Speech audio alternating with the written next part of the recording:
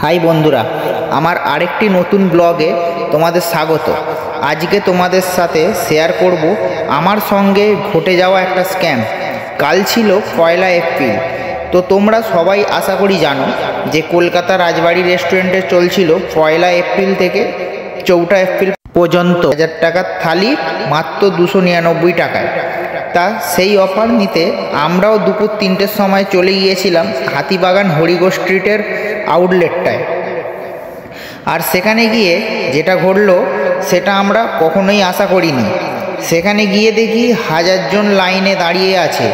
আমরা দুপুর 3টের সময় লাইনে দাঁড়িয়েছি, আর আমাদের নাম লিখলো ঠিক সন্ধ্যে 7টায়, আর আমরা ভেতরে ঢুকলাম রাত 10:30টায়।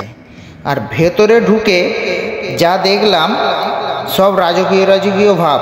ভেতরে ঢুকে আবার প্রায় 30 মিনিট বসার পর তারপর আমাদের ওয়েলকাম ড্রিঙ্কস এলো। তার খানিকক্ষণ পরেই এলো পনির ও এঁচোড়।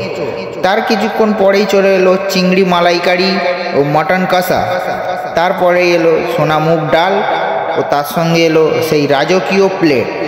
সেই প্লেটের মধ্যে ছিল সাদা ভাত, পোলাও, ঝুরি আলু ভাজা, গ্রিন স্যালাড, পাঁপড়, বেগুন ভাজা, চাটনি ও ডেজার্টে ছিল বড় একটা রসমালাই।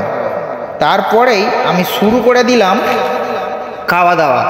প্রথমে আমি ভাত ও ঝুরি আলু ভাজা আর ডাল দিয়ে আর একটু এঁচড় দিয়ে মুখের মধ্যে চালান করে দিলাম।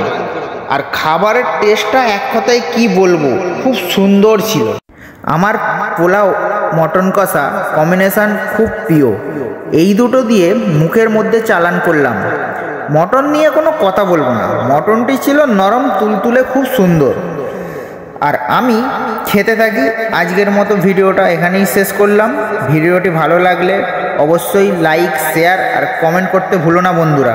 আর আরেকটা কথা না বললেই নয়, তোমরা যদি যেতে চাও তাহলে ভোর 5টার সময় লাইন দিলে তবেই দুপুর 12টার লাঞ্চ করতে পারবে বন্ধুরা।